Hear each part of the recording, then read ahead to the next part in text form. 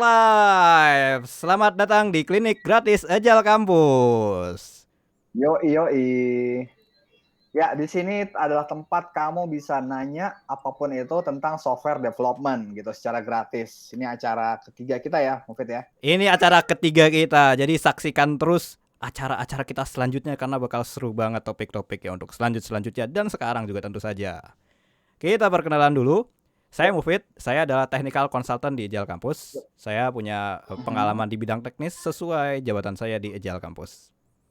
Silakan Rizky. Cool. Jadi ya itu Mufid. Kalau saya Rizky Saiful, saya adalah trainer Scrum dari 2013. Kalau 2 tahun ini jadi Culture and Engagement Lead gitu di Altera atau dulunya Spulsa namanya. Jadi meluas tadinya Agile Software Development jadi Agile Culture gitu. Yang levelnya organisasi dan di luar software development juga. Oke, jadi seperti biasa ya kayaknya ya. Mufid hari ini.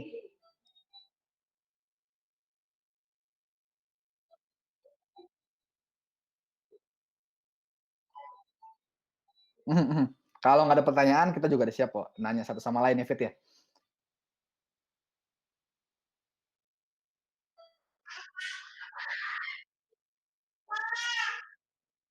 Yoi. Daftarkan diri gitu ya. Nanti bakal dikasih linknya, link Google Hangout-nya atau Zoom-nya tiap acara. Di minggu pertama dan minggu ketiga tiap bulan ya, Fit ya? Sama, jadi aku emang konsisten mau bahas basic terus gitu. Karena itu yang dulu ada di komunitas Scrum waktu zaman awal-awal dulu 2013-2014 banyak yang ngasih basic. Aku pikir sekarang kayaknya kurang nih, jadi butuh dilempar terus nih basic biar mantep fondasinya. So, 5 hal revolusioner di Agile Software Development.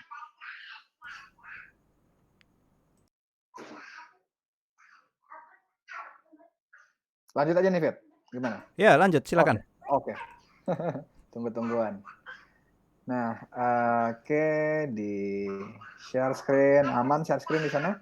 Yap. Cool. Nah, ini slide-nya. Oke, jadi 5 hal revolusioner di Agile Software Development. Kita mulai dari masalah dulu sebelum Agile Software Development. Memang apa sih yang memicu gitu? Nah, pertama itu adalah bahwa project software sering gagal. Gagal ini kayak gimana nih maksudnya? Kayak gini. Jadi di awal ya sebelum dikerjakan kan dianalisa kan ya, mau bikin apa sih, didetailin gitu. Dijadikan sebuah project lah, sama kayak mau bikin jembatan, bikin rumah. Nah, itu yang planning awalnya 1 tahun gitu. Cuman pas dikerjakan di lapangan, molornya itu parah, bisa 2 kali lipat, 3 kali lipat dari plan awal. Itu alasannya apa? Ya banyak banget. Bisa ada kendala teknis yang nggak diketahui di awal, bisa karena requirement-nya ternyata berubah gitu dari yang dibayangkan sebelumnya. Dan berubah beberapa kali bahkan gitu, atau faktor-faktor lain. Nah, akhirnya setelah di launch ya, setelah molor proyeknya dan akhirnya di launch, nggak lama setelah itu juga nggak dipakai gitu produknya. Gitu. Jadi investasinya yang 3 tahun ini itu terbuang sia-sia gitu. Ini masalah yang umum terjadi di software development di Amerika waktu itu dan negara maju lain tahun 80-an akhir. Nah, ada juga problem kedua itu adalah ini kalau ini kita zoom in ke level individu ya, programmernya itu sering dikejar target yang emang tuh penting banget, genting banget gitu sampai 2 hari nggak tidur misalnya. Aku sering banget dengar cerita kayak gitu. Nah, itu bikin dia jadi sakit gitu, kualitas hidupnya pasti jadi nurun, kita tahulah begadang semalam aja udah efeknya nggak enak kan ke kita. Dan bikin bug gitu, yang mana kerjaannya jadi banyak error, banyak bermasalah sebenarnya, dan besok-besoknya dia juga jadi jam 2 ditelepon gitu, 2 pagi, suruh benerin bug. Kualitas hidupnya juga tetap nggak jadi lebih baik setelah launching. Nah, kondisi inilah yang dipikir-pikir sama, eee, programmer, sama orang software development yang udah senior, udah berumur gitu kan.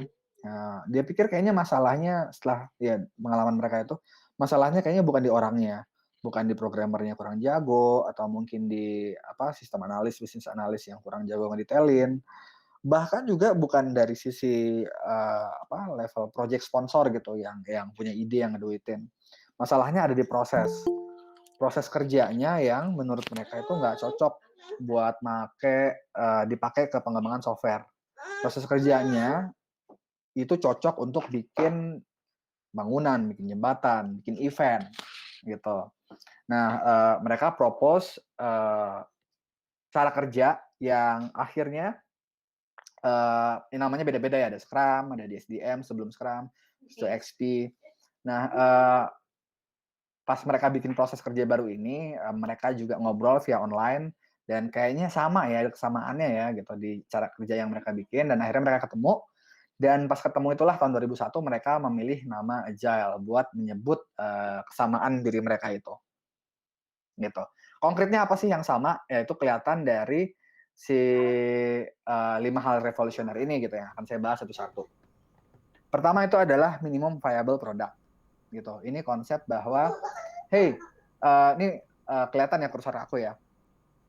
Gitu. Jadi, "Hey, pas mau ada ide inovasi yang berwujud software, gitu, jangan terlalu mikir jauh deh," gitu. Oke, punya visi besar bagus, punya roadmap bagus, tapi coba bikin aja dulu, 1 atau 2 fitur atau 3 bebas, Ipul, tapi oh, kenapa kenapa? sebelumnya Kondisi apa ya nih? kita sapa dulu nih, ada yang baru hadir dari Pak Oh, Bayu yang baru Waseso. hadir. Ya, selamat malam Pak. Pak Bayu, selamat datang. Selamat datang. Selamat Selamat malam, datang selamat Pak datang. Bayu. Ya, nanti kalau ada pertanyaan Nih, bisa langsung ditanyakan saja ya Pak. Gitu. Atau kalau Thank you, lupa thank you. nanti di chat aja juga bisa. Oke, terima kasih. Silakan lanjutkan Ipul. ya Pak Bayu ini teman lama. Jadi, Pak Bayu nanti kalau ada pertanyaan di slide ini bahkan itu potong aja ya Pak ya. Siap. Jadi, ini yang bedanya kan sama nonton video rekaman gitu, bisa bisa langsung nanya di tengah. Ini materinya kalau yang ini sih materi sama sih berulang-ulang. Ya, ya. Jadi kalau ada yang bingung langsung tanya. Nah, balik lagi, jadi hal pertamanya itu adalah, si minimum viable product gitu, bahwa, hey, pas kita mau start sebuah proyek gitu, jangan, ngerjain semua ide besar kita gitu, itu boleh tapi simpan dulu lah di laci. Yang kita kerjain hanya untuk memvalidasi satu aja, satu hipotesa, gitu. Nah, kenapa hipotesa? Karena pada dasarnya software itu adalah riset, software itu adalah, proses eksplorasi, gitu. Dan biasanya aku kasih contoh, seringnya WhatsApp, ya aplikasi WhatsApp. Kalau kita jadi co-founder-nya WhatsApp, hipotesa kita apa gitu? Coba teman-teman pikirin. Oke, nah hipotesa kita biasanya orang mikir kebanyakan, "Oh, orang suka nggak sih," Hipotesa itu apa sih, Ipul? Maksudnya hipotesa hipotesa itu itu bagaimana sih? itu adalah sebuah asumsi ya, "Oh, kayaknya user suka nih kalau gini nih," gitu. Oh, hal Nah, itu kayak gitu yang tuh disebutnya hipotesa ya? ya Meskipun ya meskipun berarti berarti kita belum melakukan riset mendalam seperti berarti ya. Jadi kita sebutnya sebagai hipotesa begitu ya. ya, pada dasarnya pasti yang namanya apa, inovasi, imajinasi itu dimulai dari, bayangan seseorang gitu, atau mungkin sebuah kelompok ngobrol. Jadi, itulah ketika kita mulai membayangkan, "Wah, kayaknya bagus nih," gitu, "kayaknya orang pada suka nih," gitu. Itu yang kita kita kan ya kadang kebanyakan orang lupa bahwa itu sebenarnya asumsi atau hipotesa, orang yakin aja, "Ya udah deh, kita bikin," gitu. Nah, itu yang diingatkan lagi di sini bahwa itu hanyalah hipotesa, itu hanyalah asumsi, dan biasanya juga bisa ada banyak hipotesa pas kita membayangkan sebuah apa, software baru gitu. Nah, yang aku bilang di sini adalah hanya, fokus sama satu hipotesa aja yang paling penting.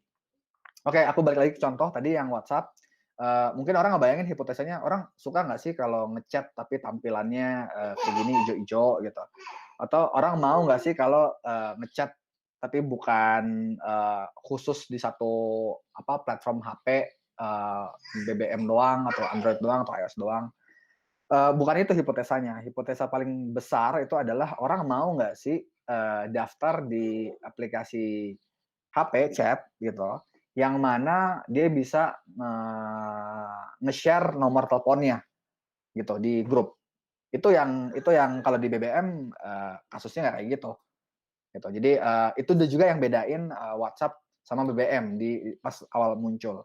Nah, fitur-fitur yang dibangun hanya untuk mengetes hipotesa itu. Jadi yang dibangun itu pasti buat ngechat, buat daftar si nomor telepon itu gitu. Chatnya juga yang biasa aja. Dan chatnya pastinya harus ada juga chat grup gitu. Karena kan di sanalah kita ntar nunjukin nomor telepon kita gitu.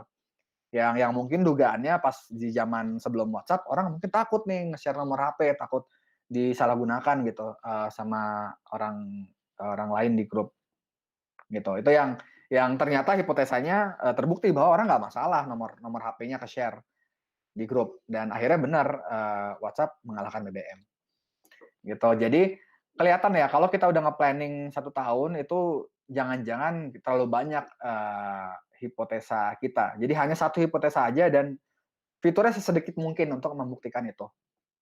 Jadi ngerilis produk yang sekecil-kecilnya tapi bisa dipakai. Minimum viable product. Nah, terus ini berarti setelahnya. Setelah dirilis, jangan lupa tetap harus sering dan sedini mungkin rilis. Ya.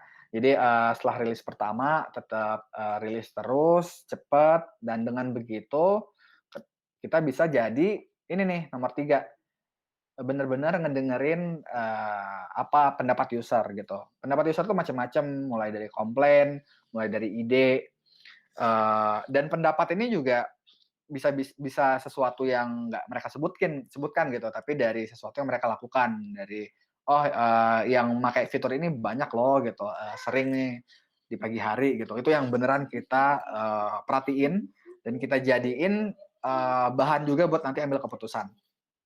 Perlu dicatat bahwa ini bukan berarti ya kacamata kuda ya, apa semua maunya user dikerjain, nggak juga gitu. Dan kita juga bisa datang dengan itu tadi kayak kita pas awal bikin gitu, sebuah hipotesa gitu, datangnya dari kita dulu. Itu juga boleh. Tapi pada akhirnya setelah kita hipotesa itu kita wujudkan, kita rilis ya versi kecilnya, kita harus langsung dengerin user gitu.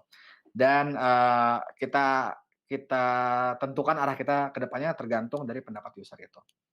Terus ini poin keempat yang dulu belum ada ya, bahwa jangan serta-merta developer ngestimasi, wah kayaknya bisa nih 2 minggu, terus itu benar-benar kita kunci jadi deadline, yang mana nggak mau tahu mereka pokoknya 2 minggu beres gitu. Itu ditentang juga sama si Agile Software Development ini. Kenapa? Karena ya bukan cuman serta-merta pencipta Scrum atau XP ini datangnya dari programmer ya, gitu. Cuman ini ada alasan bisnisnya juga kok gitu. Bahwa itu tadi kualitas developer hidupnya bakal nurun dan karena emang ngejar si deadline yang udah kadung dia sebut gitu tadinya estimasi gitu kan, sehingga dia jadi introduce banyak bug. Jadi yang rugi sebenarnya bisnis juga gitu. Nah terus ini juga berdasar dari wawasan bahwa emang software development tuh lebih banyak variabel yang tidak diketahuinya dibanding proyek konstruksi misalnya, yang memang cenderung lebih stabil ya, lebih nggak banyak hal-hal baru muncul gitu, variabelnya juga lebih sedikit. Jadi estimasi adalah estimasi, jangan jadiin ketok palu gitu deadline. Nah, yang bisa dilakuin itu adalah terkait ke poin 1, 2, 3, bahwa dengan rilisnya itu sering, rilisnya kecil-kecil, jadi kita lebih bisa fokus buat detailkan requirement, detailkan spesifikasi gitu. Dan karena spesifikasinya lebih detail, developer lebih akurat juga untuk mengestimasi gitu ya. Selain emang karena fiturnya kecil, kan makin kecil error estimasinya juga makin mengecil gitu. Jadi emang dimungkinkan karena poin 1 dan poin 2. Estimasi ini jadi lebih kecil errornya. Terus nomor 5, ini juga yang banyak diusung sama si Agile Software Development, itu adalah bahwa kita harus bikin kode tesnya dulu nih sebelum bikin fiturnya, gitu. Kegiatan ini sebenarnya udah dilakuin kok zaman dulu sebelum jadi software development, tapi dilakuinnya bukan bukan ditaruh di kode ya. Jadi, pas kita membayangkan sebuah fitur, kita kan membayangkan skenarionya, skenario orang pakai fitur itu gitu. Nah, tadinya mungkin ditaruh di Google Sheet gitu, jadi skenario, entar buat tester manusia buat ngetes, software-nya pas nanti udah jadi. Nah, itu yang, dialihkan ke kode gitu. Jadi yang mengetes sebuah software itu adalah software lain gitu. Dan dengan kita melakukan itu, artinya waktu tes jadi lebih cepat, tes bisa di-running terus sambil ngerjain gitu, dan error saat ngetes ya, si tester juga bisa error dong gitu, itu juga bakal mengecil. Nah, ini penting kenapa poin nomor 5 ini, soalnya, yang beda dari Agile Software Development itu adalah perubahan yang, cukup drastis, cukup cepat gitu. Kalau dulu zaman waterfall karena emang bener-bener di-plan, requirement didetailin, jadi peluang buat, apa, ya jadi bisa memang buat ngedetailin si skenario tes di awal gitu, meskipun pada akhirnya software-nya nggak dipakai sih, gara-gara, nggak disukain pengguna gitu. Nah, dengan kondisi yang perubahan cepat ini, kita sebisa mungkin dijaga software kita sama software lain, itu bakal memperkecil peluang buat adanya bug gitu. Dan bantu developer juga buat ngerjain lebih cepat. Kalau nanti ada perubahan di requirement, ya pastilah ya, itu kode tesnya juga diubah. Jadi kode tes berkembang seperti software-nya. Nah, 5 ini sebenarnya teman-teman, hal gede di Agile Software Development yang beda banget, sama tahun 80-an ya, gitu. Menurut aku teman-teman perlu fokus di 5 ini, jadi benar-benar pahamin 5 ini, sebelum nanti ngepahamin Scrum itu apa, XP itu apa gitu, DSDM itu apa, Kanban itu apa.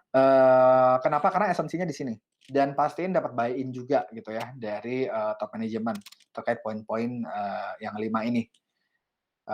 Minimal 1 sampai 4 deh, yang 5 bisa nyusul, gitu.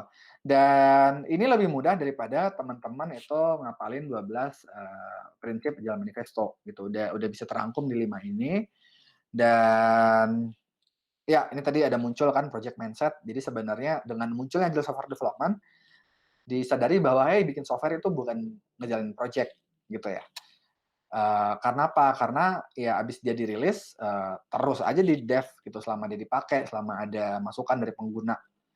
Sementara kalau project emang ada waktu waktu selesainya gitu kan.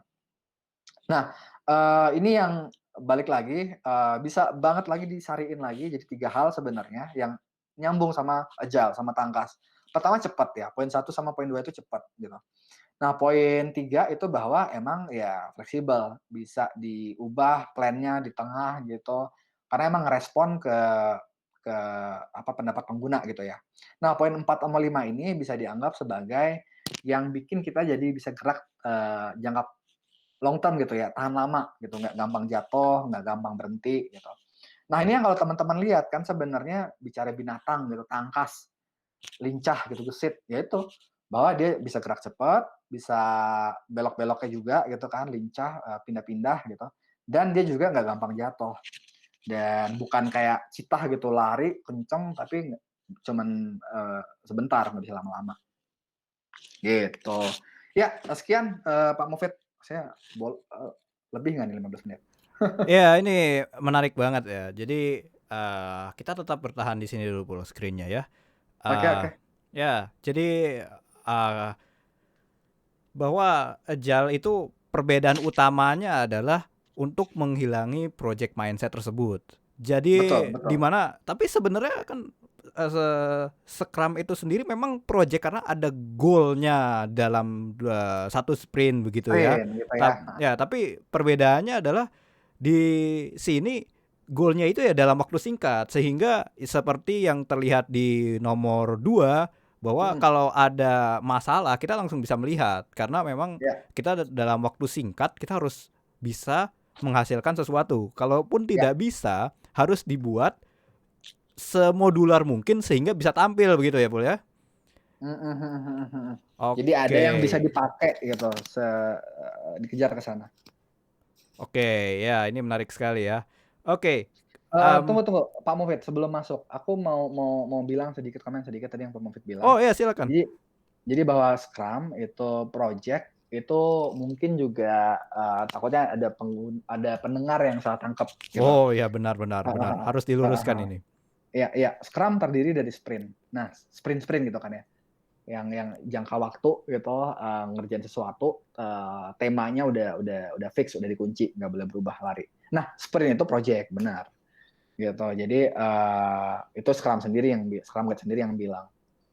Jadi karena Scrum itu terdiri dari sprint-sprint, ya mungkin sepintas orang kayak, "Oh iya emang project-project tuh di dalam Scrum," gitu ya. Benar-benar. Cuman Scrum-nya sendiri atau yang secara gedenya itu bukan project. Itulah yang produk tadi kan makanya Pak Mufid bilang kuncinya di apa, sering rilis gitu. Oke, terima kasih Mhm. banyak Ipul. Oke, Benar eee, kok, benar yang Pak Mufid bilang. oke baik, terima kasih. Takut salah nangkep aja. Heeh heeh. Benar benar benar. Memang, Scrum itu kan suatu agile, Scrum itu kan memang suatu konsep yang baru. Memang, Mhm. banyak istilah-istilah yang mungkin memang, pendengar ini mungkin akan bertanya-tanya gitu ya. Dengan Ya, pelurusan seperti itu mungkin kita juga jadi kebayang gitu ya. Oh iya, Scrum itu terdiri dari beberapa sprint, ya. Itu memang juga ada di dalam, eee apa kita menyebutnya, Pul? Scrum Guide ya? Scrum Guide betul, Scrum panduan Guide. resmi Scrum. Silakan di-googling. Oke. Oke, di sini ada Pak Bayu. Mungkin setelah pemaparan tadi ada pertanyaan dari Pak Bayu atau ada tanggapan atau ada yang ingin disampaikan? Ya, kalau dari saya sih mmm, sering juga dengerin Mas Rizky ya, Mas Saiful ini, di YouTube maupun kita juga apa namanya, pernah jadi Mas Rizky kan juga sering apa, kasih kasih apa, masukan atau mentoring dengan beberapa teman. Jadi kalau saya lihat, kalau saya sih ngelihatnya, ini refreshing aja buat saya sendiri sih, apa namanya, informasi seperti ini tadi ada problem sama five solution yang disampaikan oleh Mas Rizky ini, ya nge-refresh lah, termasuk menambah nambah, recall lagi dan menambah pemahaman saya lebih lanjut lagi. Saya saat ini nggak ada komen apa-apa sih, masih masih masih, monitoring lah, memperhatikan ini. Kalau misalnya ada Oh, sesuatu lagi nanti akan saya coba tanyakan lah. siap siap siap. Ini Baik, Pak Bayu ini dosen teladan ya. Jadi, tetap mau belajar sesuatu yang di luar, mata kuliahnya. Oke oke. oke, baik, terima kasih banyak Pak Bayu. Oke. Nah, eee, kalau Mungkin ki mungkin itu Fit. ep Eh, ada pertanyaan Fit sebenarnya Fit oh, dari gimana tuh? dari dari si apa namanya peserta gitu. Cuman mungkin kayaknya dia nggak bisa masuk di Google Meet sekarang. Oke, Jadi baik. nitip pertanyaan. Oke, Kita jawab silakan. itu dulu kali ya.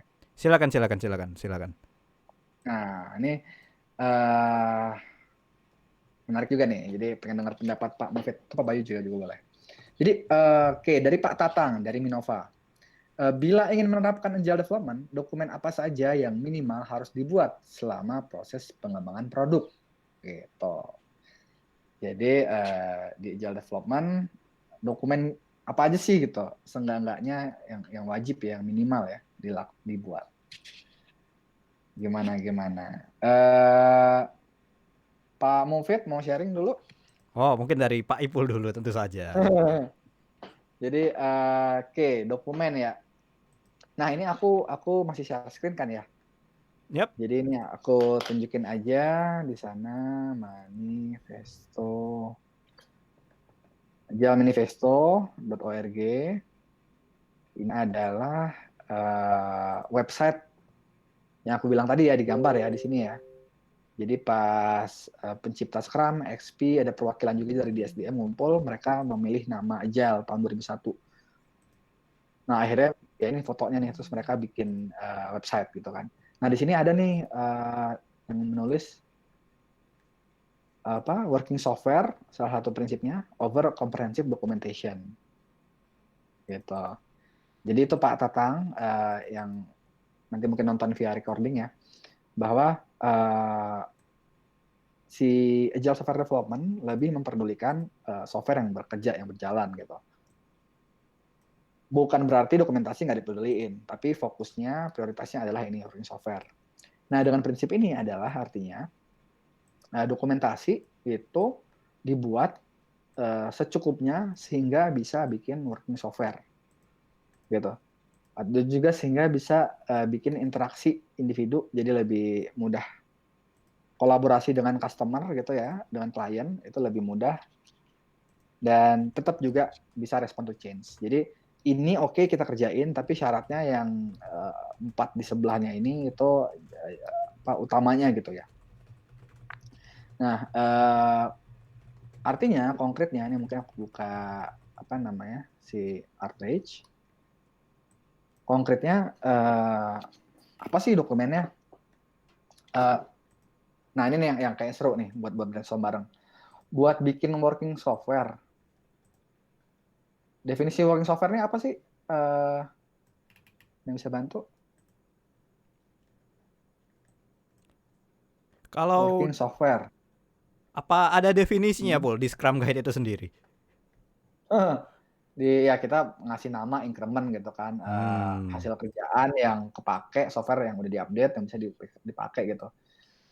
Tapi ya itu, cuman maksudnya orang takutnya salah kaprah, working software ya udah jalan nih di lokal gua nih gitu, udah bisa pakai gitu. Padahal lebih dalam dari itu sebenarnya working software. Working software ini yang emang udah bisa dipakai sama user. Gitu, udah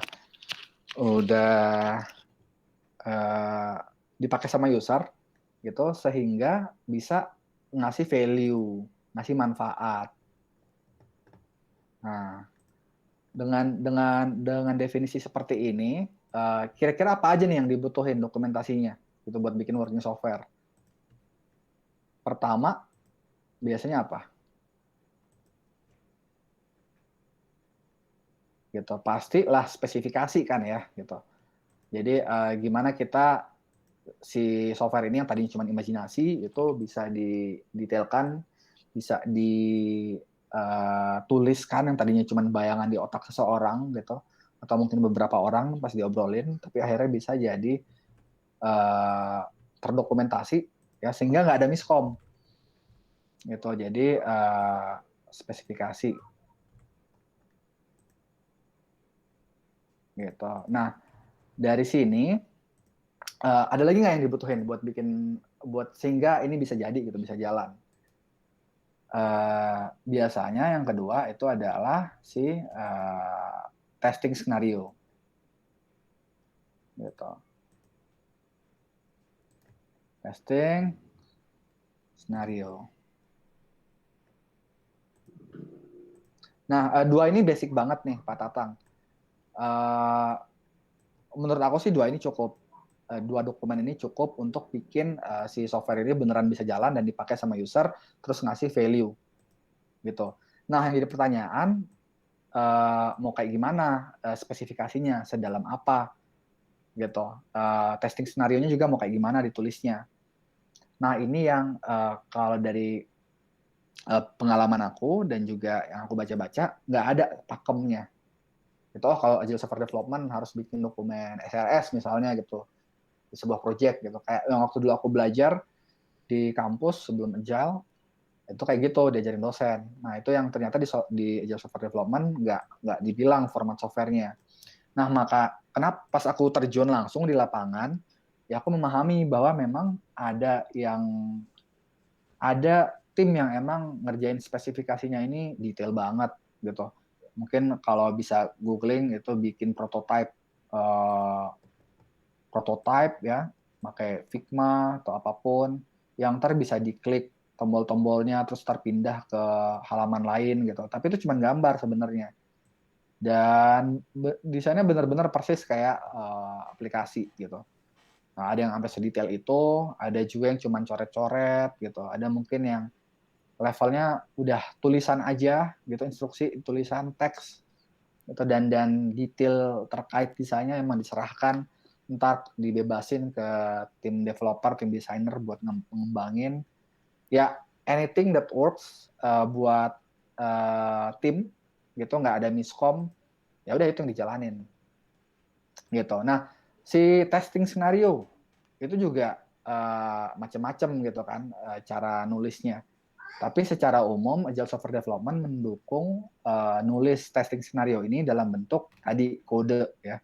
Nah, inilah kalau emang udah nerapin TDD gitu. Nggak wajib, cuman disaranin banget khususnya kalau emang pakai framework XP ya. Itu secara eksplisit bilang lakuin TDD. Nah, dengan dilakuin di si TDD ini kode tesnya itu ditaruh di software ya, bukan di spreadsheet atau di Google Doc buat dieksekusi manusia gitu. Pas ini udah dikerjain gitu kan ya. Nah, jadi bisa bikin softwarenya dengan baik. Nah, software jadi ya udah gitu. Ya ini paling diarsipin doang gitu kan. Manfaat udah tercipta gitu, value ini udah tercipta. Itu yang aku pikir ya bedanya sama waterfall gitu. Karena kalau waterfall kan benar-benar satu project gitu. Yang tadi kan misalnya setahun nih, ini aku kasih garis, ini 1 tahun waterfall gitu kan, planning, terus analisis gitu, misalnya pengerjaan gitu, terus testing. Gitu. Nah, karena value-nya baru muncul, the real value yang dipakai user itu baru muncul di akhir, orang punya kecenderungan untuk tracking progress ya berdasarkan ini tadi deliverable dokumen. Gitu. Oh, berarti di sini karena ini udah beres, berarti 25% project udah selesai gitu. Oh, ntar di sini buat di fase analisa dokumen yang harus disubmit apa gitu kan. Udah jalan nih, udah dokumennya udah jadi setengahnya, ya berarti 12,5% di sini udah beres. Di total berarti 37,5 gitu ya persen dari the whole project beres. Nah, itulah yang progress semu sebenarnya menurut Agile Software Development karena nggak ngasilin value gitu. Kebayang ya kira-kira. Mufid mungkin mau nambahin? Oke, ini menarik banget ya. Jadi kalau gua boleh merecap, ini yang paling penting sebenarnya adalah working software dan dokumen-dokumen bukannya tidak dibutuhkan, tapi Ya. tetap dibutuhkan sesuai dengan apa yang memang diperlukan untuk membuat working software tersebut. Ya, Begitu ya, Paul ya. ya? Oke, menarik sekali ini. Ya. Dan Sip. dan memang mungkin memang masih ada sedikit kekhawatiran bagi orang-orang yang mau pindah ke agile karena merasa kalau nggak ada dokumennya nih nggak ada komitmennya gitu ya. Nah, padahal sebenarnya komitmennya itu justru ditunjukkan dengan per sprint itu, dan per sprint itu waktunya sangat singkat ya. Biasanya Ya, 2 hingga 4 minggu ya, Paul ya. ya. Ya, oke. Nah, kalau komitmen, kok ini menarik ya, Pak Mufti bilang tadi komitmen gitu kan, komitmen tentang kerjaan. Tadi kan aku bilang ya bahwa apa aja sih yang dibutuhin gitu buat bikin working software gitu.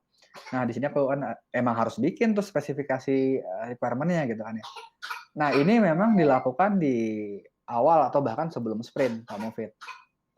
Gitu. Jadi bicara oh ada dokumen sehingga jadi apa ya, lebih sah gitu komitmen di awalnya itu benar dan itu tetap ada di itu tadi kan setiap sprint adalah project gitu. Di setiap awal sprint itu ada. Jadi benar yang Pak Mufid bilang spesifikasi emang ya buat komitmen tapi per sprint. Ya, dan sebenarnya juga dengan mekanisme seperti ini itu justru membuat enak para project sponsor ya, karena kan dalam 2 minggu dijamin harus ada yang working software gitu ya. Jadi bukan dokumen lagi. Oh, ini IRD-nya Pak. Wah, sudah jadi IRD-nya ya, Ya, tapi ya, belum ada software ya. Buat apa? Kita nggak bisa pakai. ya, Benar. benar. Soalnya buat project sponsor, buat ya kalau istilah startup investor kali ya, gitu. Itu yang penting adalah value kan, dengan user ngerasain manfaat dari produknya, jadi ngasih uang gitu. Benar. Jadi itu yang penting buat mereka. Oke, terima kasih banyak Ipul. Iya, Pak Bayu kayaknya ada berbunyi sedikit. Bener nggak? ya kalau ada Eh, pertanyaan silahkan. Nggak, ini another ini aja sih. Kan ini kan pembahasannya di ASD ya, untuk yang software development ya, agile software development Agile ya. software development, betul. Yes, yes, yes. Saya kebetulan saya lagi riset untuk yang apa namanya, tadi nggak hanya di software, kan kebetulan juga ada yang lain. Let's say kita fokus aja ke sini yang software development. Memang terus terang saya memang belum punya kesempatan untuk apa, terjun di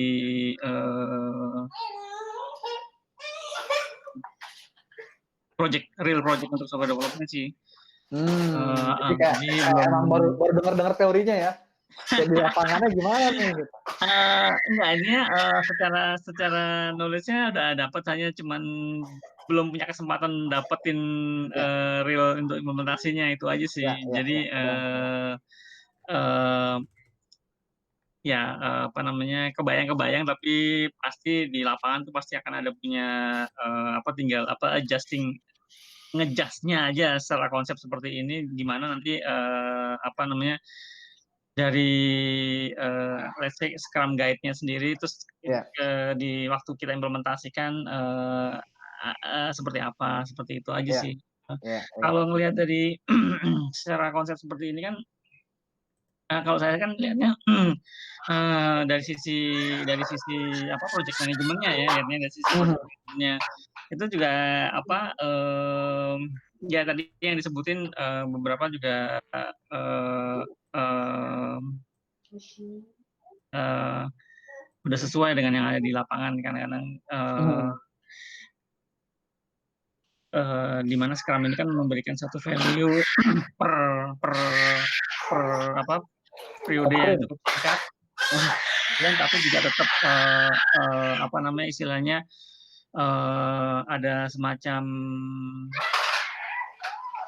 proses lagi yang mengulang untuk improve lagi ya, sampai tadi di awal kan, di slide yang pertama tuh kalau nggak salah ada yang satu titik sampai tidak digunakan lah istilahnya.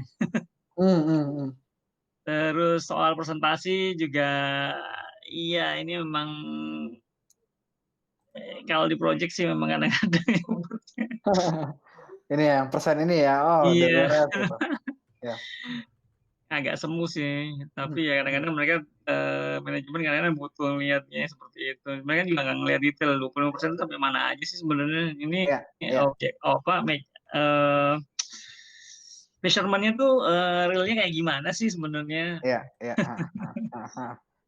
Sebenarnya kalaupun emang manajemen juga udah tahu ya emang pakai waterfall gitu kan, proses kerjanya seperti ini, ya nggak apa-apa sih. Maksudnya emang to be expected kan, Mm. gitu bahwa diminta apa dokumen ini, dokumen itu gitu. Aku yang aku sedih itu adalah dia manajemen bilangnya pengen agile gitu.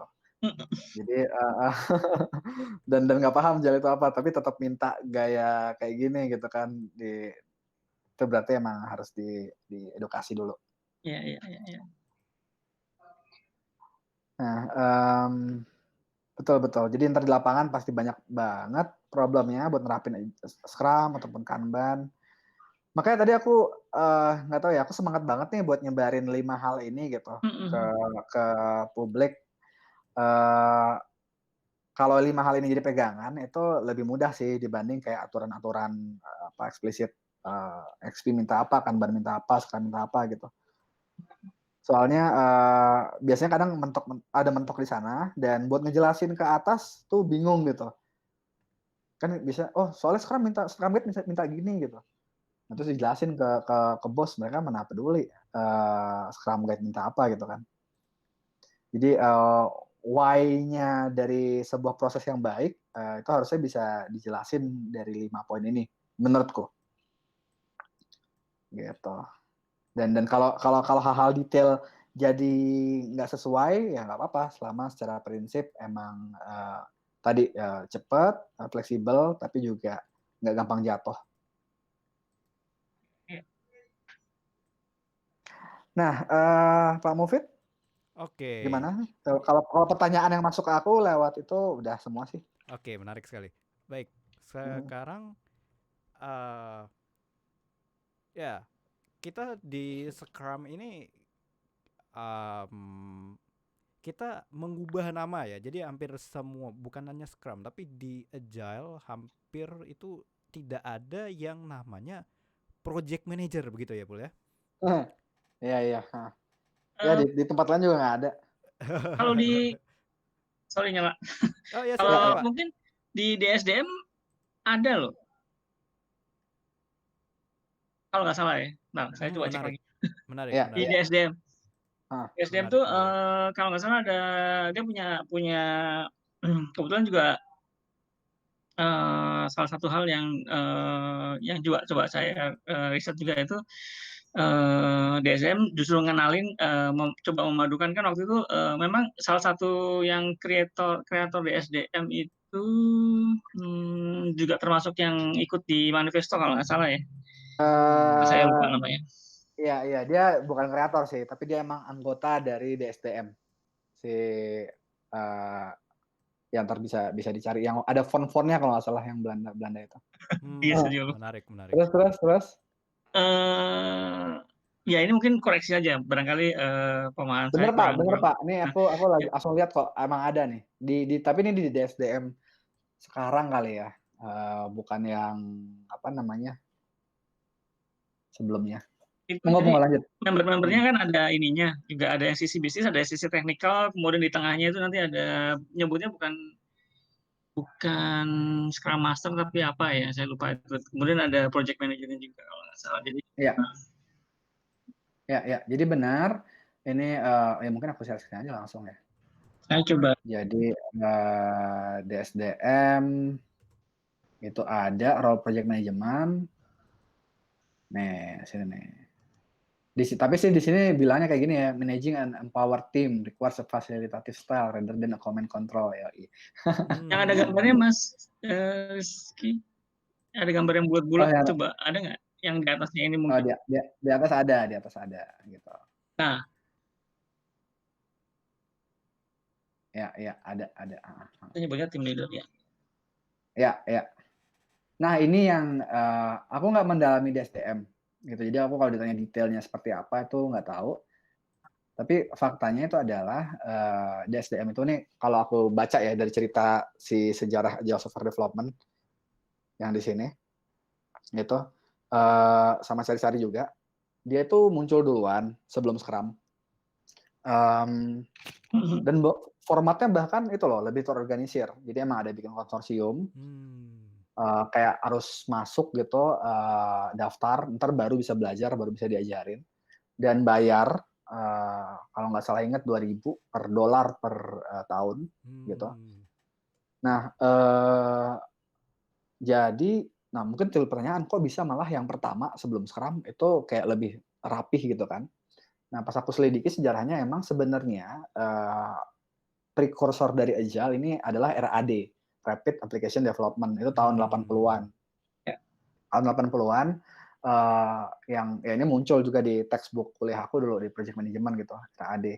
Cuman RAD mungkin nggak bisa disamain sama Agile yang sekarang, soalnya RAD itu berdasarkan prototyping kalau nggak salah gitu. Jadi bikin cepat, terus dapat saran dari pengguna, tapi prototype. Nah, itu yang kalau Agile Software Development sih emang bikin software yang bisa dipakai, yang increment itu kan, working software. Nah, cuman RAD ini pas lagi muncul di awal, tahun 80-an, itu sporadis kayak macam-macam lah definisinya, orang ngejelasin RAD itu beda-beda gitu. Nah, makanya DSDM lahir buat bikin jadi kayak terstruktur, cuman karena skemanya itu konsorsium, ya aku pikir nggak bisa cepat terkenal. Sehingga Scrum lahir tahun 95 gitu, langsung cepat adopsinya soalnya emang gratis dan lebih simpel. Dan kayaknya secara konten juga nggak tahu ya, lebih nyambung sih sama 5 poin ini gitu, yang mana juga ada di XP, di kalau Kanban populer justru setelah Agile Manifesto. Oke. Ya, aku nggak tahu nih tentang DSDM. Faktanya sekarang nggak populer. Oke, menarik. Iya betul. Tapi saya baru dengar Ah, itu RAD itu ya. Jadi saya emang udah ah, kita sering dengar RAD itu seperti ada ah, IDE, RAD mereka menyebutnya RAD dan sekarang juga gaining popularity dengan banyaknya gerakan no code gitu ya. Jadi RAD no code iya, itu kayak dekat sekali gitu. Tapi itu tuh sebenarnya udah lama iya, ya dan itu iya, tidak spesifik ke suatu bahasa pemrograman tertentu ya. Karena kan kalau iya, iya. sekarang terkesan wah kalau kita pakai bahasa pemrograman ini konsepnya RAD gitu ya. Tapi itu ternyata udah Mhm. lama ya Ipul ya. Jadi menariknya apa? History repeating itself. Jadi pas dulu 80-an ya ini aku baca-baca doang kan bahwa dulu sempet rame prototyping. Kalau nggak salah apa ya namanya ya? Visual aku lupa tuh yang drag and drop gitu. Dan Case 80-an akhir gitu ini kan Hmm. prototyping kan gitu. Nah, itu yang nih PHP developer Maker nggak tahu deh tuh. Ya. Deh, jadi ketahuan umur, Pak. itu baru itu masalahnya. Nah, yang aku nggak tahu bahwa justru sekarang itu malah jadi ngetren lagi ya Fit ya, tapi pasti bentuknya beda. Iya, bener banget. Ya, tapi ngomong-ngomong tentang eh, RAD, DSDM dan sejenis ya. Ini Hmm. ternyata memang jadi kita bisa simpulkan berarti Hmm. eh, Hmm. Hmm. istilah project manager di Discourage itu berarti sejak Scrum ya Pul ya. Jadi boleh jadi mungkin memang biar tidak ada kesan bahwa seseorang itu punya suatu suatu kekuasaan di atas lainnya itu makanya namanya diganti gitu ya boleh tidak ada lagi yang nyebutnya project manager gitu ya. Waduh, waduh. Ya memang kita Eh, tidak kita Mbak, kita tidak mengetahui sih sebenarnya apa di balik itu tetapi em, yang pasti bahkan kalau di Scrum sendiri itu tidak boleh ada rangkap jabatan antara product manager dan scrum master karena memang kan biar accountability-nya jelas gitu ya boleh. iya ya eksplisitnya nggak tahu sih eksplisitnya nggak sebenarnya. Cuman nggak disarankan. Oh, tidak Ya. disarankan. Oh, ya ya ya. Oke Itu oke oke. kalau dengar dari trainer-trainernya apa materi-materi trainingnya. But anyway, ini menarik. Kalau aku langsung googling kan, apa sih project itu? Oh ini ada Pak Bayu nih, bisa dipentung kalau salah. jadi Jadi jadi kita langsung dapat feedback jadi nih, Pul. Langsung betul dari betul. akademisi. Mumpung ada dosen. Jadi project, uh, waduh, ternyata nggak muncul kan. What is a project? Itu PMBOK. Dulu pernah googling. Nah, ini kan berapa? Jadi temporary endeavor gitu kan. Sebuah usaha, sebuah uh, apa, kerjaan gitu yang temporer, ngerjain sesuatu yang unik gitu. Jadi bukan yang berulang-ulang. Dan bisa juga service gitu, nggak mesti ada produk yang tangible, tapi ada resultnya. Nah, sebenarnya kalau bicara dari sini harusnya nggak ada aneh-aneh ya, nggak ada apa kesan galak atau yang negatif-negatif gitu. Kalau aku juga nggak tahu di bidang lain selain software, kayaknya sih juga nggak kesannya nggak parah-parah banget sih project manager di konstruksi atau mungkin di event-event gitu. Tebakan aku sih ini parah karena ya ini tadi gitu bahwa uh, yang problem di sini nih bahwa kalau ditaruh di software kok kayaknya malah bikin jadi runyam ya gitu, malah coba ngedetailin requirement tapi toh berubah juga di tengah gitu, terus coba ngekunci deadline gitu kan, oh deadline udah ditutup gitu, terus tetap aja bikin developernya begadang. Jadi karena bukan salah si project manager tapi emang salah prosesnya gitu yang menyebabkan project manager dulu mungkin sebelum Agile itu punya sentimen negatif, sorry dipandang negatif. Menurutku gitu. Gimana yang lain? Ya, Ini suatu hal yang menarik ini, sangat menarik ya. Oh, Mas Bayu nggak apa-apa, lo nggak usah di-mute, ketawa-ketawanya seru. Ya, gak apa-apa Mas Bayu, silakan. Oh, Eh, ya, so far kan ini kan apa namanya, karena gel ini kan jadi booming karena memang bukan hanya, sebenarnya sudah cukup lama istilahnya. Kalau di Indonesia mungkin baru-baru aja. Artinya beberapa tahun terakhir itu karena ya tadi requirement dan percepatan dari sisi luar bisnis maupun dari sisi dalamnya juga. Artinya eksternal maupun internal, sehingga didorong seperti itu. Dan konsep-konsep sebagai project manager adalah yang ya itu kadang-kadang juga gitu, as a PM, as a project manager, kadang-kadang ya dituntutnya bisa tahu segalanya, tapi sebenarnya dia nggak ngerti sebenarnya. Harusnya cuman cuman bisa dia cuman bisa manage gitu. Let's say kalau misalnya gini, keputusan untuk berapa lama ini bisa selesai, ya tadi itu makanya berapa lama itu bisa diselesaikan, ya harusnya kembali kepada timnya sendiri bisa mendesisi. Pada saat itu juga kadang-kadang yang ditanya kan PM-nya sebagai PIC di depan lah istilahnya. Bukan yang ngerjain ya. Bukan yang ngerjain. Pada saat itu ditanya oleh manajemen, maksudnya manajemen dalam hal ini bisa juga dari kliennya, Pak ini bisa berapa Ya. lama Pak bisa diselesaikan seperti itu. Nah sebenarnya pertanyaan itu sebenarnya seharusnya sudah disiapkan, dalam artian pada waktu kita let's say dapetin kontrak terus kemudian mau mengerjakan, itu kan kita bisa analisa dan sebagainya kan, kemudian baru kita sodorkan propose solutionnya dengan timeline berapa lama. Kadang-kadang kan user kan nggak ngedrive, oh saya maunya 6 bulan ya, ya seperti itu, 6 bulan atau 3 bulan nggak bisa clear gitu. Sementara dari sisi developmentnya kan juga banyak faktor, nggak ngerti, pada requirement masih belum jelas gitu dan sebagainya. Dan dari sisi user juga bisa nggak memberikan detail yang lebih jelas, jadi masih ngawang-ngawang dan sebagainya. Itu banyak faktor lah seperti itu. Jadi ya ditembaknya si PM misalnya kayak gitu, tapi ya yang terbatas mungkin nggak sampai sedetail itu PM ya. Cuman karena ditembak ya harus jawab gitu kan. Iya harus. Dan akhirnya juga dituntut waktu kan.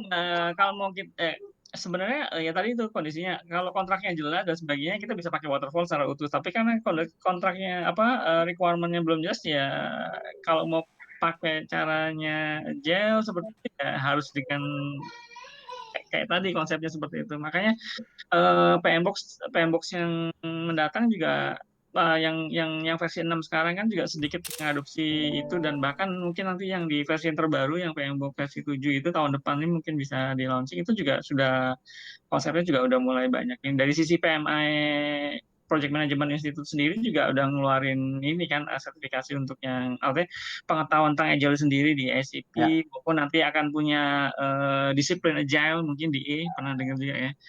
ya, Ya satu ya, variannya seperti itu. Saya ya. juga belum tahu. Kalau saya lihat sekilas di DA itu soalnya DA disiplin agile itu hanya apa namanya sebenarnya ngumpulin terus dari masing-masing konsep-konsep agile ya tadi dari XP mungkin dari SDM atau dari Kanban barangkali, atau dari tools, kan banyak varian-varian apa namanya agile itu sendiri sih sebenarnya di combine terus dibuatkan semacam suatu tools. Dia juga nggak saklek harus pakai yang mana ya, Itu apa bahwa namanya ada Pak? Yang ngerangkum disiplin itu apa? agile. Disiplin aja. Oke. Sip, sip, sip. Jadi kayak Scrum.org ya. Semacam itulah Ya semacam organisasi ingin menyemarakan aja. Nah, benar-benar Pak. Thank you. ya terima kasih banyak So, sharingnya Pak Bayu. Banyak banget tadi itu yang bisa kita tangkap itu. iya. Yang Mufid yang Pak Bayu cerita yang kisah nyata, PM gitu-gitu. Lo sering nggak sih ngerasain itu atau melihat itu? Ya, ini masalah yang cukup susah banget kayaknya ya. Maksudnya mungkin nggak dibahas sekarang ya. ya tentu Saya juga saja. maksudnya ini cuma ngasih ini aja. Kalau sesi Bener, ini bener. mungkin Bener. jadi masukan buat Mas Mupit sama Mas Rizky juga barangkali apa ya, Ya. apa kalau di dunia, kembali ke dunia akademik ya, misalnya dunia akademik beberapa dosen yang let's say mungkin belum punya pengalaman praktis di lapangan atau hanya sekedar tahu tentang konsep dan teorinya juga apa yang disampaikan oleh Mas Rizky ini juga dan Mas Mufid ini menarik sekali. Bisa buka wawasan. Harusnya juga ya seperti halnya di sini kan Agile Kampus artinya juga bisa masuk ke kampus mestinya nih teman-teman nih. Iya, iya, Kalau iya, kemarin iya. kita juga dengan kondisi pandemik misalnya seperti ini juga kan banyak melakukan kegiatan-kegiatan yang seperti ini nih Mas, Iya, yang online ya. memberikan itu bukan hanya buat ke mahasiswa juga tapi juga buat ke dosen juga ngasih buat Ah, dosen terutama yang belum punya experience di praktisinya jadi ya. kondisi di lapangan sudah berubah sama sekali gitu nggak sesuai kalau kita kan masih pakai pakai pakai ya tadi kalau RAD dan sebagainya itu kan Oh, konsep-konsep di di buku kampus masih ya? software engineering-nya si ini kan Iya, iya, iya, kayak iya. gitu-gitu. Oke, oke. Ya, mudah-mudahan bisa sharing lagi di Sorry kampus-kampus. ya, Nah, eh, nyimpang jauh. hmm, tapi gini nih, maksudnya aku mau sharing. Sebenarnya kasus yang tadi Pak Bayu angkat, Mufid juga sering ya nemu ya. Oh iya, tentu saja. Nah, itu menunjukkan loh sebenarnya hubungan antara Agile Software Development dan Project Management. Yoi. Oh, begitu ya, Jadi, justru ya. ternyata ada hubungannya. Padahal Scrum-nya itu sebenarnya bukan project. Project itu justru di sprint. Gimana itu, Pul? Bisa begitu? Seolah anti. Sebenarnya hubungannya di sini bahwa uh, sebuah inisiatif bikin yang baru gitu, software, itu pasti dimulai dari project.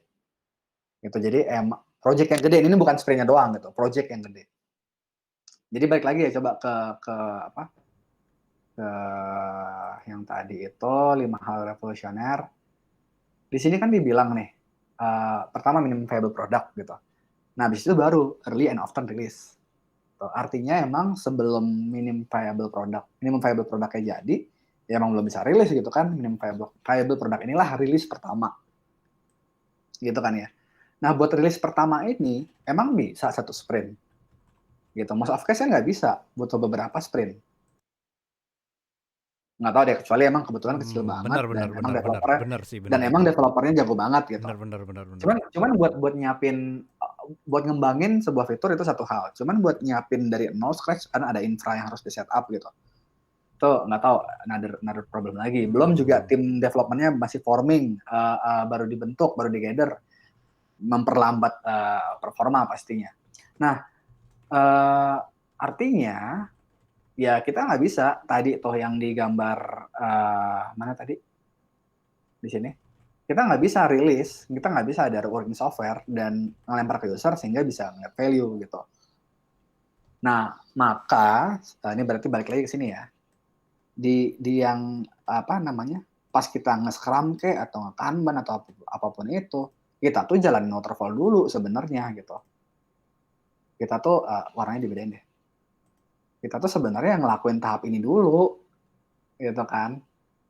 Yang bukan 2 minggu, mungkin bukan 1 bulan, tapi juga bukan 1 tahun. Gitu. Jadi itu yang memang makanya kan skupnya diperkecil, di apa? Di sunat-sunat lah gitu, dan hanya fokus buat ngevalidasi satu hipotesa. Gitu ya, mungkin ada yang nggak tahu. Pengalaman Pak Mufid gimana? Buat bikin MVP 2 bulan, 3 bulan? Ya, itu Rata-rata memang tergantung banget dari kompleksitas tergantung produknya project kan. yang kita buat. Tapi saya mau ngasih satu hal ini Apa ya. tuh? Satu hal dari salah satu grup Telegram ya, namanya Marple. Yo, Grup Telegram itu aneh-aneh gitu ya. Jadi ini menarik-menarik. Marvel ini Nartel Marvel ini jadi Marvel tapi Marvel pakai P. komik tapi V-nya pakai P gitu ya. Itu Ya, Sunda. iya, jadi di situ salah satu diskusinya itu ya Marvel bukan komik di sini. Marvel ini masyarakat perangkat lunak. Saya lupa singkatannya apa ya, tapi ya itu bisa di googling itu di YouTube. Itu ada YouTube yang Mas Arya Hidayat. Nah, itu ada Marvel di situ. Ya, nah itu salah satu diskusinya di sana adalah eh, kalau prokrastinasi, saya ini menggeneralisir memang ya, tapi prokrastinasi itu mungkin membantu dalam estimasi. Ya, jadi Hmm. berapa lama kita melakukan estimasi itu adalah dengan melakukan interpolasi. Jadi kira-kira kayak gitu, membuat MVP itu dengan melakukan interpolasi. Jadi misalnya kita punya 10 fitur, kita ambil saja satu fitur atau dua fitur. Nah, kita coba kerjain beneran itu satu fitur, dua fitur. Ya, Nah, ya. kemudian di situ ada 10 fitur yang kita develop. Oh, ya sudah.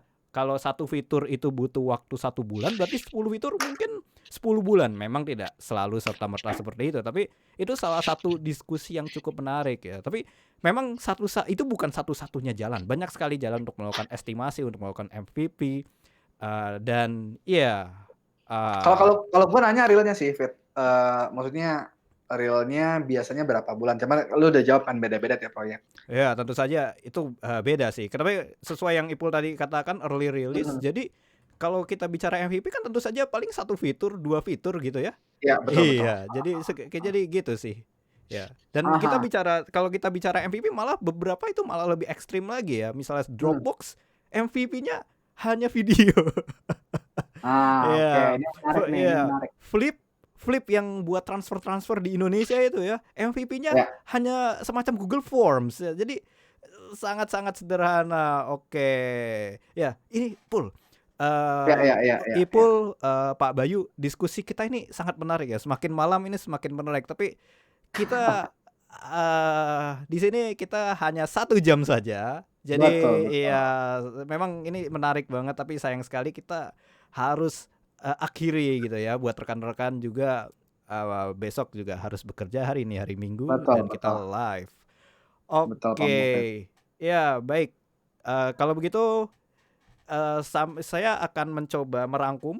Saya akan mencoba Mhm. merangkum dari diskusinya Ipul, dari diskusi kita semua ini, bahwa tadi dalam kesempatan ini kita selalu kita selalu mencoba merangkum berbagai macam framework Scrum yang ada menjadi 5 poin yang tadi Ipul sudah sebutkan.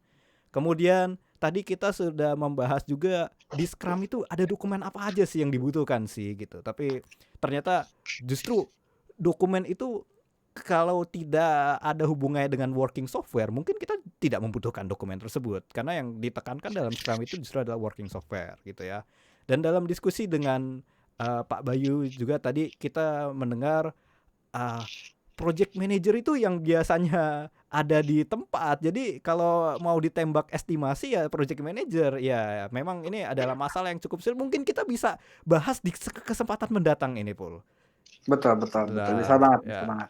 Dan di sini juga kita di sini karena ada role baru, product manager di dalam Scrum, dan sayangnya tadi kita belum sempat bahas, mungkin kita bisa bahas di kesempatan mendatang. Sebenarnya kalau gitu Product bedanya owner project kalau di ya, Scrum. product owner ya, product owner. Product Nah, owner itu bedanya apa sih sama project manager, dan sebenarnya sifat-sifat atau traits atau kompetensi apa sih yang dibutuhkan untuk sebagai product owner? Oke, dan itu mungkin bisa jadi bahasan untuk kesempatan kita mendatang, mungkin juga tidak. Tetapi yang pasti kita akan menyelenggarakan acara ini lagi dalam 2 minggu lagi. Jadi bagi rekan-rekan yang belum bergabung di dalam acara klinik gratis Agile Campus, silakan langsung aja kunjungi di link yang ada di bawah, di link deskripsi YouTube ya. ini, dan kita akan bertemu setiap 2 minggu. Kita akan mengabarkan di email rekan-rekan, dan kita juga akan mengabarkan via WhatsApp bahwa tentang acara kita, linknya, dan untuk diskusi bersama di sini. Ya, Ya, betul, betul. oke, baik. Kalau gitu saya Muhammad Taufik Afif sebagai host undur diri, dan terima kasih banyak Saya Rizky Saiful Syaiful Tanjiri, udah sama-sama. memberikan pemaparan yang luar biasa, dan Pak Bayu juga terima kasih banyak udah bergabung dan sharing hal-hal yang sangat bermanfaat sekali di sini. Oke, baiklah. Kalau gitu kita akhiri. Terima kasih banyak. Bye-bye. Oke, kita sudah off air.